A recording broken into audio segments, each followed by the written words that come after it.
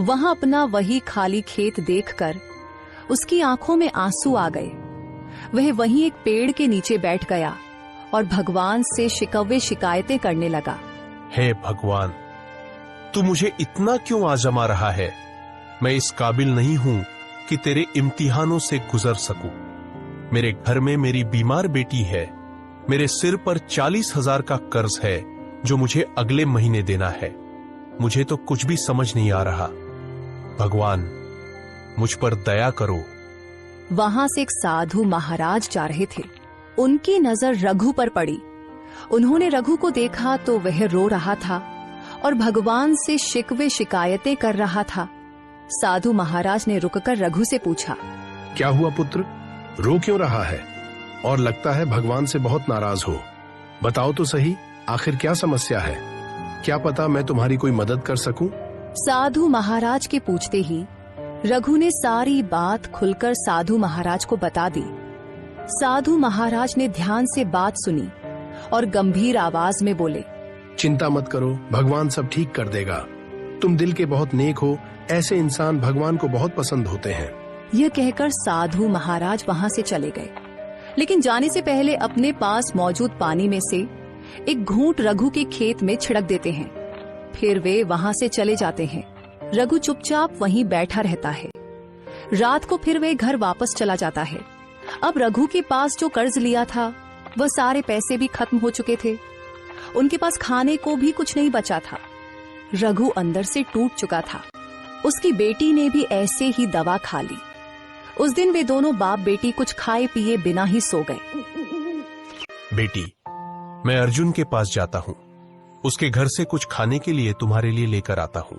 ठीक है पिताजी, जल्दी आ जाइए, मैं इंतजार कर रही हूँ। अर्जुन का घर रघु के घर से थोड़ा दूर था। रास्ते में रघु का खेत भी आता था। जाते हुए रघु ने खेत में चक्कर लगाने का भी सोचा। क्यों ना खेत में भी चक्कर लगा लूं? पास ही तो है, बस देखकर वापस आ जाऊंगा। क्या पता गाजर उगना शुरू हो जाए। पूनम को बताऊंगा तो वह भी खुश होगी। रघु खेत देखने के लिए खेत की तरफ पहुंचता है। वह देखता है कि पूरा खेत खाली है, लेकिन एक जगह पर जहां साधु महाराज ने पानी का घूंट छिड़का था, वहां एक पौधा निकला था जिस पर ऊपर गाजर लगी हुई थी। रघु को कुछ समझ नहीं आता कि यह कैसे हो सकता है। गाजर तो जमीन में उगती है, फिर यह पौधा के ऊपर कैसे आ गई? और एक ही रात में यह पौधा इतना बड़ा कैसे हो गया? उस पौधे पर 2 गाजर लगी थीं। चलो ऐसा करता हूं, ये 2 गाजर ले जाता हूं। एक पूनम खा लेगी और एक मैं। न मैंने कल रात से कुछ खाया है, न ही पूनम ने। चलो ये गाजर खाकर गुजारा हो जाएगा। अर्जुन भाई के घर खाने के लिए जाने में मुझे शर्म आ रही थी। यह सोचकर रघु दोनों गाजर तोड़ लेता है। वह देखता है कि जैसे ही गाजर टूटी, उनकी जगह वहां नई गाजर आ गई। रघु चौंक गया। अब ये कैसा जादू है? पहले ही ये गाजर पौधे के ऊपर देखकर मैं हैरान था, लेकिन ये गाजर तोड़ दी तो उनकी जगह फिर से आ गई। रघु उन्हें भी तोड़ता है और देखता है कि वहां 2 और आ जाती हैं। रघु बहुत खुश होता है। वह समझ जाता है कि यह जरूर साधु महाराज के पानी का असर है। उसे एक जादुई गाजर का पौधा मिला है। वह कुछ गाजर लेकर खुशी खुशी जल्दी जल्दी अपने घर की तरफ जाता है। पिताजी, आप तो अर्जुन भाई के घर खाने लेने जा रहे थे ना? फिर ये गाजर कहाँ से ले आए? मैं क्या बताऊं बेटी, कमाल हो गया है। मेरे खेत में एक जादुई गाजर का पौधा लगा है जिस पर 2 गाजर थीं। जब मैंने उन्हें तोड़ा तो वहां फिर से गाजर आ गई।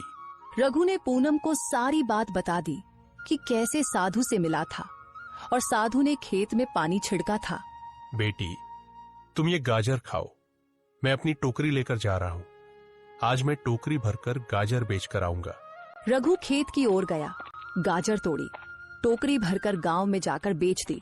रघु की किस्मत ने अचानक रुख मोड़ लिया था। वह खुशी से झूम रहा था और भगवान का धन्यवाद कर रहा था।